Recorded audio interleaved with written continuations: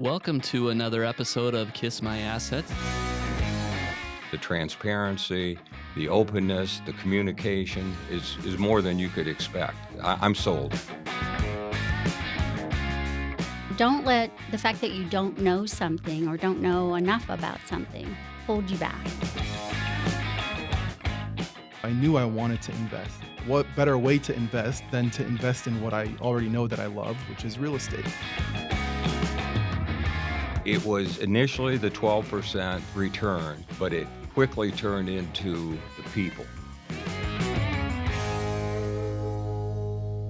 All right, welcome to Kiss My Assets podcast. I'm Jamison and John, co-founder with John Kabrowski, Hi all. the other co-founder of Neighborhood Ventures. And we're excited to be announcing our new project venture at Route 66. This is a project up in Flagstaff, 24 units.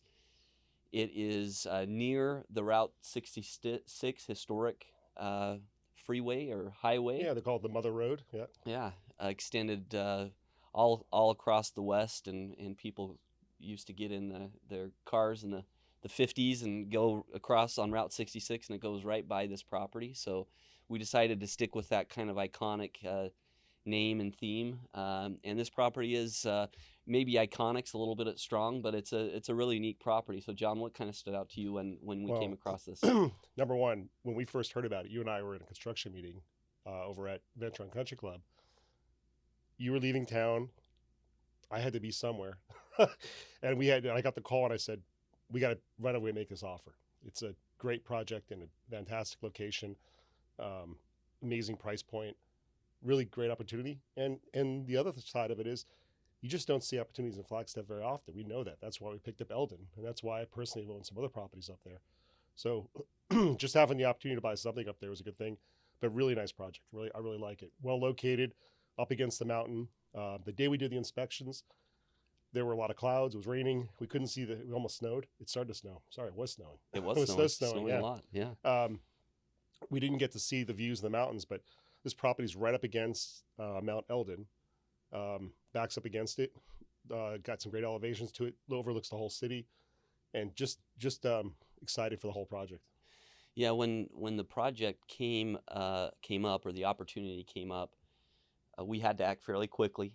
It was one of those opportunities that we knew if we wanted to get it, we needed to move fast, and the numbers made sense. And we know what's happening in the Flagstaff market really well. And with all the time you spend up there and the other projects that we have up there, we decided to get it in contract.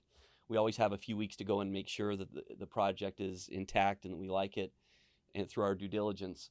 What was your take on the due diligence? What stood out good and bad about the property? Well, better than I thought it was. It does have a little bit of a hotel feel to it, the way that they're set up, kind of like row houses. And that to me, wasn't the most, attractive building. But then when I got up there, I saw it as more cabin-like, where it's situated against the mountain.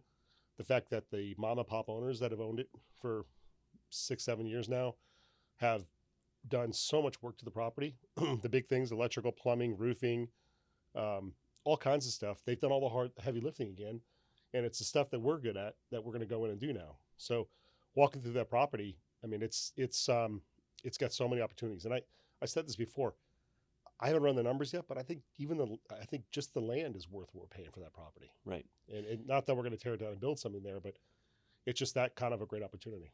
Yeah, and we see buildings owned by different types of operators, a lot of out-of-state operators who have property managers handle everything.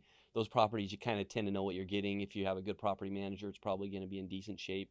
Sometimes if it's an out-of-state owner, they haven't cared about those details. But these are local folks who own the building. One of the owners does a lot of the work himself. Yeah, did you see his shop?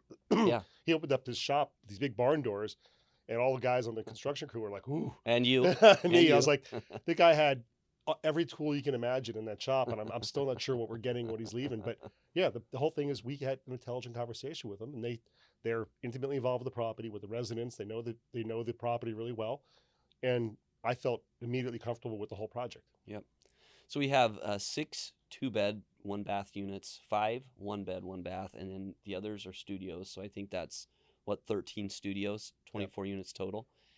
And we like the unit mix. We can do multiple things with the property. We're pursuing it as it's ran right now as an apartment building. It's owned as an apartment building, can be ran that way.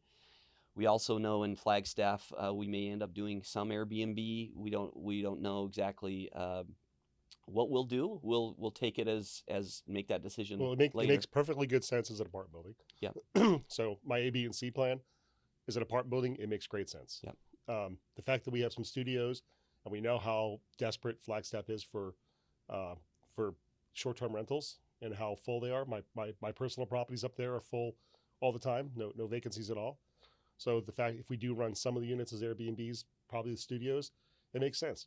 But right now everything makes sense as an apartment building, and our renovation budget takes into account most of the high level stuff, changing the flooring, cabinets. I forgot how we're doing the cabinets now because we were just talking about it last night. Yeah, good, nice wood cabinets. They're in pretty good condition. Yeah, but they're Flagstaff style oak, cabinets where we want to jazz it up a little bit. Flooring's all carpet. We want to put some harder surfaces in there. Yeah, but it really looks nice for what it is. And one of the things that's a little weird is the bathroom, and this is something you pointed out is especially in the 2 beds, the shower is kind of this a little bit of cave-like. It's a small entrance. It's small and dark, yeah. Yeah, and so we're gonna look at several options to brighten that up. Maybe redo the tile, open it up a little bit at the top and the side so that it has a little bit more natural light. Maybe add a light. Add a light, yeah. Yeah. We could add a weatherproof light in the ceiling. Yeah, very simple to do. But yeah, that was the only thing that really struck me when I walked in there. And I went, we got to fix these bathrooms. Yeah, they seemed that it was clear that was the kind of the negative that someone would have if they're walking through it to rent it is, oh yeah, the bathroom is small, bathroom is, and every property is going to have that. On the other side of it, the kitchens, like we already talked about, the cabinets are in good shape. The appliances are in good shape, fairly new, so we can keep the appliances. They're probably were new since this new owner put them in. Looks like it, yeah. And the flooring's a little weird in some places. Different tiles used here in one room, another room. So we're going to redo the flooring. In the floor plans, I don't think there's one consistent floor plan among the unit types. That's right. So every one bedroom is a little different. It makes for a little bit more work for our construction team to figure out what we're going to do. But in general, again, there's nothing there that I looked at and went, this is horrible. I mean, I left one other thing out. They replaced all the windows. Yeah. So even the windows are new. So electrical, plumbing, sewer lines,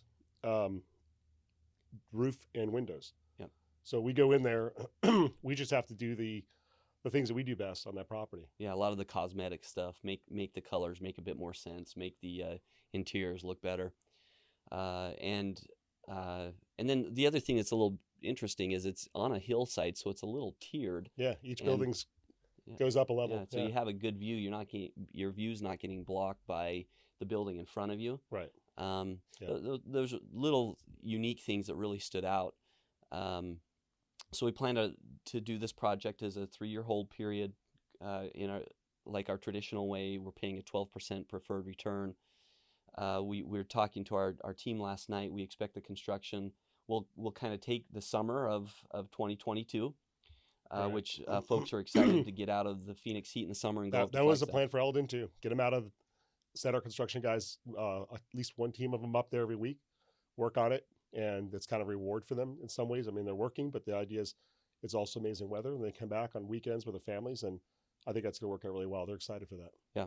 So we'll in Flagstaff itself, it's a little hard to get the skilled labor, but our crew will go up there, right, as they have at Eldon, and do the job. So we're excited to get this project going, to have our investors come in and invest in it, and get it launched, and then to keep everyone informed and see the before and after as we get through this project. It's going to be a really fun one.